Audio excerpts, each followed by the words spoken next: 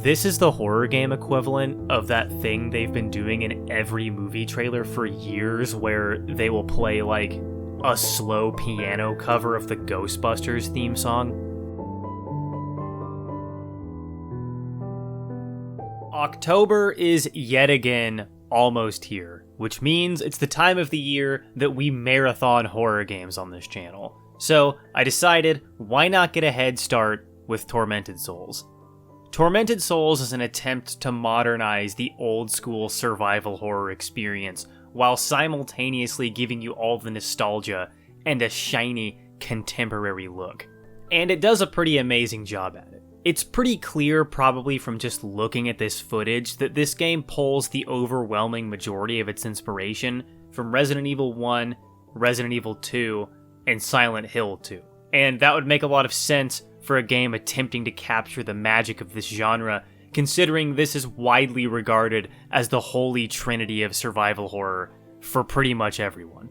Before we get too far into today's video, there's actually a little bit of context that we need to get out of the way. In 1975, when world-famous UFO abductee Travis Walton was driving home from work and got picked up by aliens, he had a pretty bad day. But imagine how much nicer his time aboard that extraterrestrial spacecraft would have been if he would have been able to simply open up Raid Shadow Legends on any mobile device while waiting for his turn to be examined by the Greys.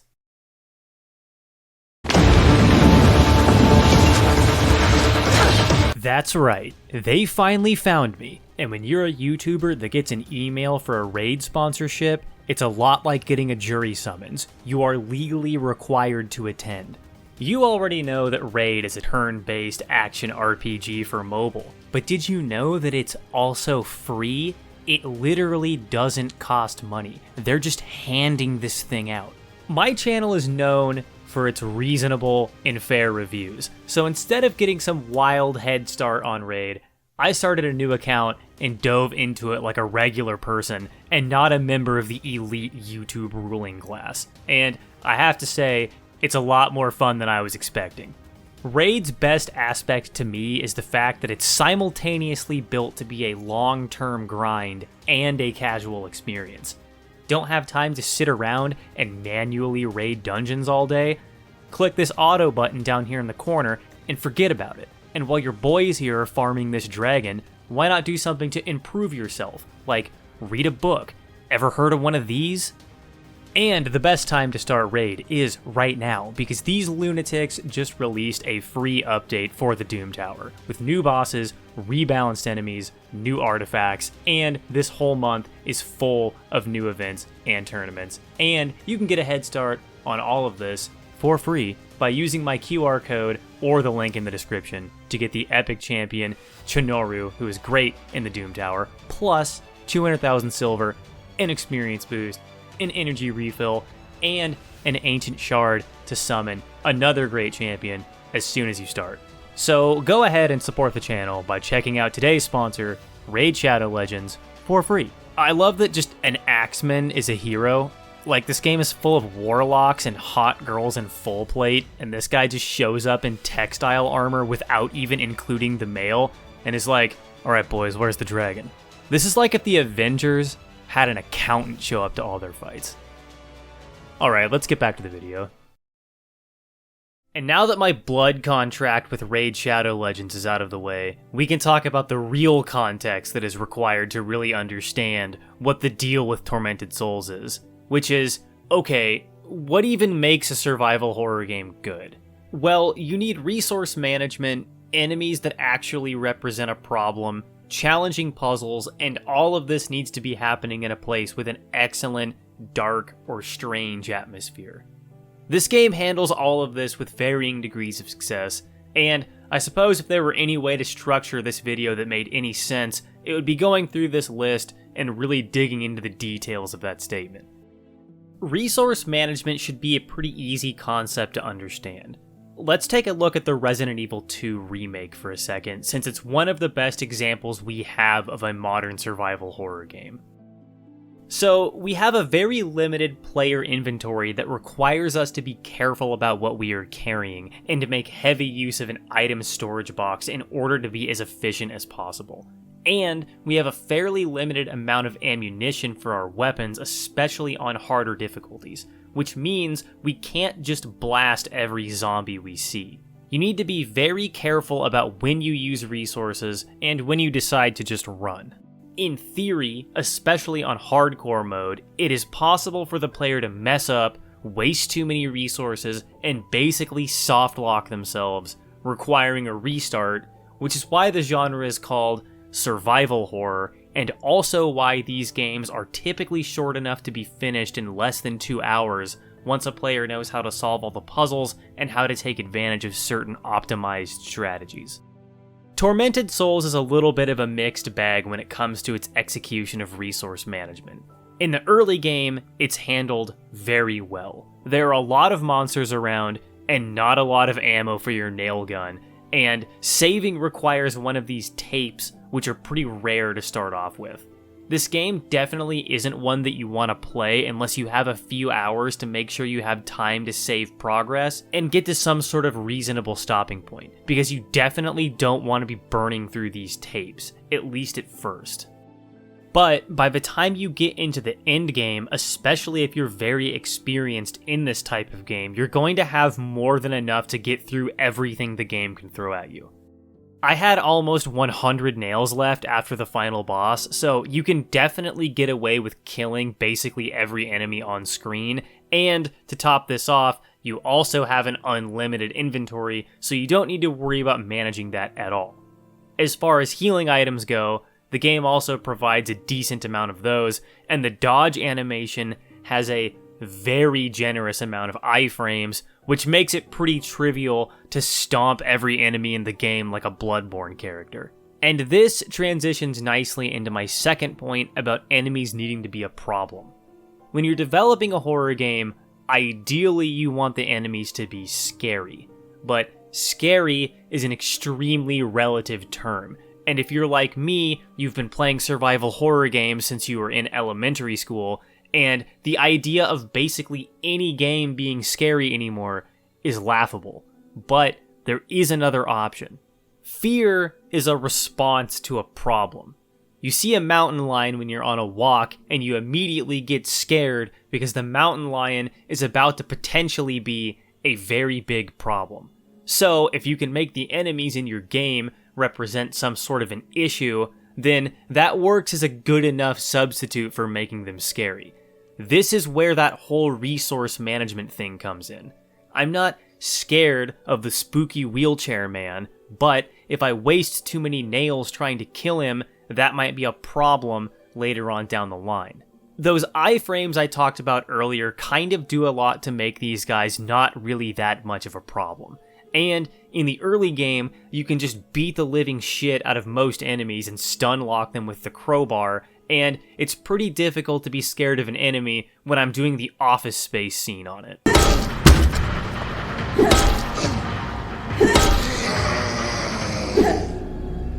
Eventually, the crowbar stops being a press X to win item, but the shotgun also one-shots most enemies, so what are you gonna do? Probably the worst example of enemies being relatively nerfed in the context of how this genre usually works is the pursuer enemy. A lot of these games have an enemy that is invincible and will follow you around menacingly, and Tormented Souls is no different. The problem is that the pursuer in Tormented Souls can't leave the room it's in, and it despawns when you leave. So when you go into a room that the pursuer has randomly spawned in and you hear the music sting, you can just turn around and leave and then come back and the enemy will be gone. It's a very bizarre problem that I assume was probably technical, and it's also an unfortunate one because it makes 100% sure the player will literally never see this enemy again after the initial encounter. All of this might sound pretty negative, but it's also very subjective and also very much a difficult balancing act. Something that is scary to you might not be scary to me, and someone less experienced with this type of game or less experienced than average at action games might have a pretty hard time saving nails and not shitting their pants. I guess I'm leaving it up to you to know better than me how often you shit your pants on this one. While the first 2 points on my list may be sort of mixed, I can confidently say that the next 2 are very well done by Tormented Souls. This game's puzzles are some of the most insane I've ever seen in a survival horror game, and a few of them get to the level of complexity that you would expect out of a point-and-click puzzle game. The first challenge for the Gen Z members of my audience is going to be learning what the fuck a floppy disk is and how to accurately and realistically use it. Good luck with that one. Also, good luck trying to interpret the monkey puzzle, and I hope you've brushed up on your music theory.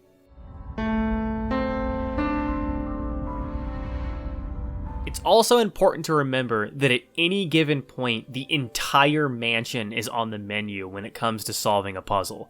You will be backtracking, and you will be doing it a lot, which, in retrospect, is probably why the enemies were made to be less of an annoyance than they usually are in this genre. Clearing out all of the enemies is pretty much required to not lose your fucking mind while wandering around this labyrinth trying to figure out its devil's tricks. Tormented Souls does not give a shit about you or your feelings when it comes to the puzzles, and I would venture to guess that the overwhelming majority of players are going to need to look up at least 2 of them on a wiki to get through the game. And if you don't believe me when I say that, keep in mind that I haven't even mentioned the fact that some of the puzzles involve time travel, and other puzzles involve one of those Silent Hill mirror world kind of situations. If you are truly a masochist and you insist on playing riddles in the dark with a video game without looking up the answers, expect that to likely literally double your playtime.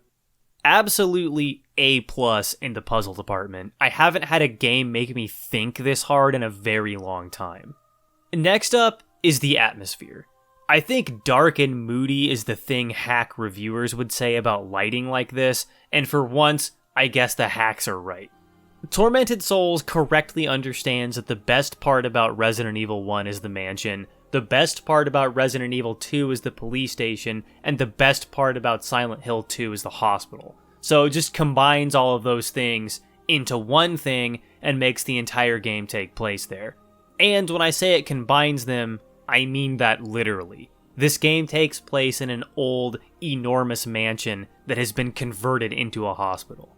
Dark, scary building full of weird freaks isn't quite atmospheric enough, though. You also need a good soundtrack. Remember that main hall soundtrack from Resident Evil 2?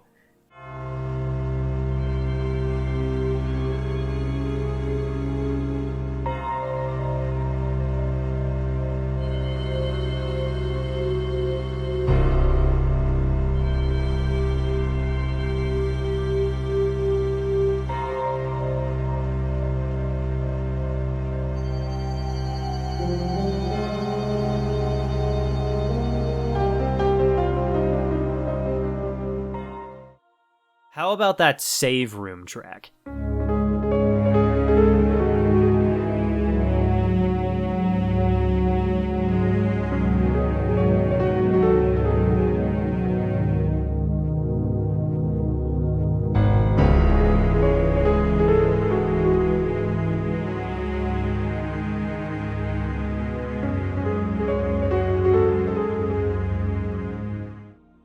Tormented Souls carries on that tradition of great atmospheric music, particularly in the save rooms.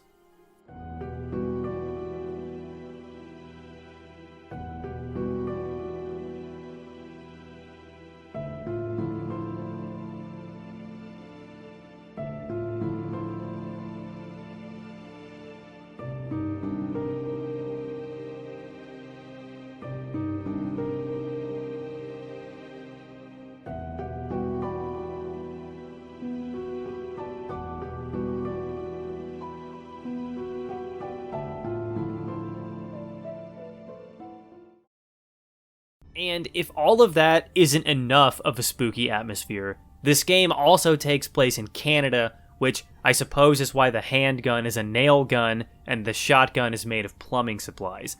If this was taking place in America, you would have walked into the hospital like this.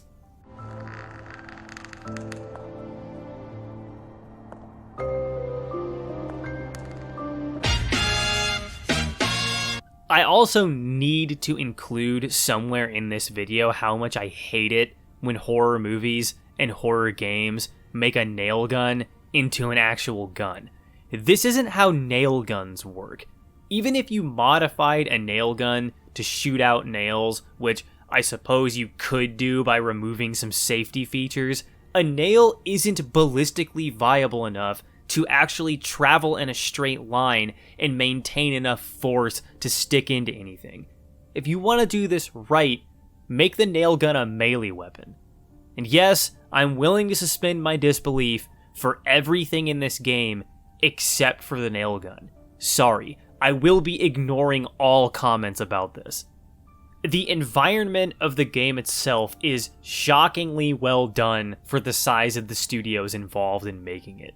The amount of details put into how cluttered and lived in the mansion looks very much sells every room as a cramped, makeshift hospital.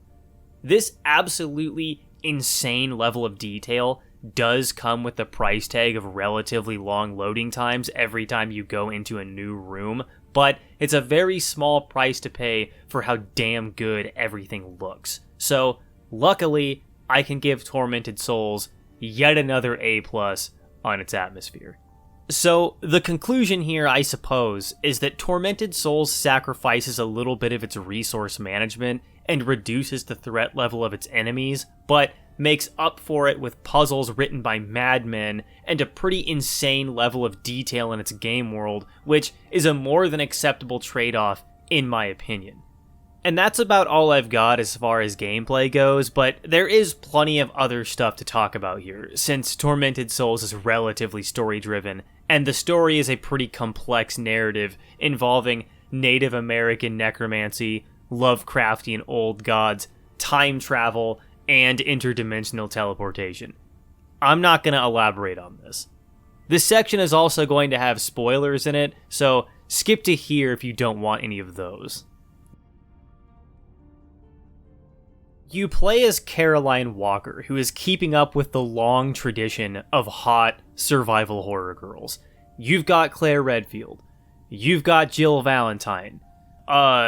You've got Torque. The list goes on, trust me. And you know she's hot because she has fingerless gloves on. Only the realest women wear fingerless gloves. We also keep up with the same tradition of terrible voice acting, and I genuinely don't know if this was on purpose or not. Imagine how you would act if you walked through an interdimensional portal. Now listen to this. What? Is this my room? But this is hundreds of miles away from the mansion.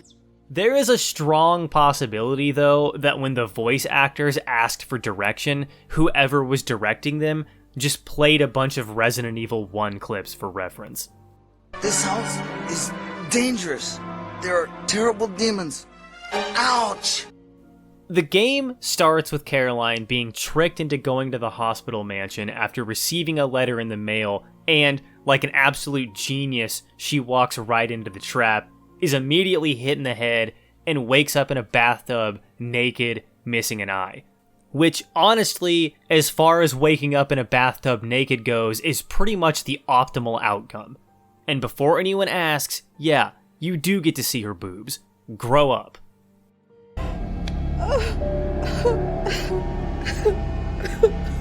Don't cry, dude. Your other eye is gonna have so much more work to do now. The mystery now becomes, who stole your eye, and why are all these people writing in all these journals? Why is this cult so obsessed with twins? Who even is Caroline? And so on. I can guarantee you that you aren't going to see at least one of the game's final twists coming.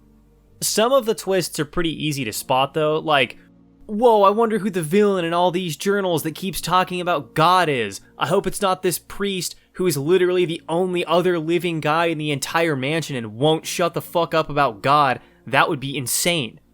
If you haven't caught up yet, Caroline also keeps up with the tradition of survival horror protagonists being as dumb as posts. Hunnigan, I'm trying to save the president's daughter from a cult and I forgot how to tie my shoes. Eventually, though, you fight an old god in a cave and kill it by dropping a drill on its head, which I assume means it's going to come back in the sequel with a drill for a head. Good job, Caroline. It's over, Noah. How many girls were sacrificed for that thing? Those bastards won't hurt anyone ever again. And after all that, Tormented Souls is a great survival horror game. It set out to be just like both its moms and its dad and succeeded with flying colors. The only changes I would make would be minor ones, and, like I said, it seems to me that a very conscious series of trade-offs were made. It's a beautiful game, made by a couple of smaller studios, and if you like horror games, especially survival horror games, you will very much enjoy Tormented Souls. And I bet there's a pretty high percentage chance it will be on sale sometime around Halloween. If you want to see more videos like this one, consider subscribing. If you're already subscribed, leaving a like and a comment is very important, and turning on that bell that now controls my entire life is the most important. And if you really want to support the channel, the best thing you can do is head over to patreon.com/ProbablyJacob, where you can find exclusive content like exclusive episodes of my new podcast, which you can find over on my second channel and on most podcasting platforms. Down in the description, you can also find a link to my Twitch channel, where I stream almost every Thursday, and a link to my active Discord community. And finally, you should follow me on Twitter so you don't miss any important updates. Thank you for watching, and I'll see you in the next video for the real start of this October's horror game marathon.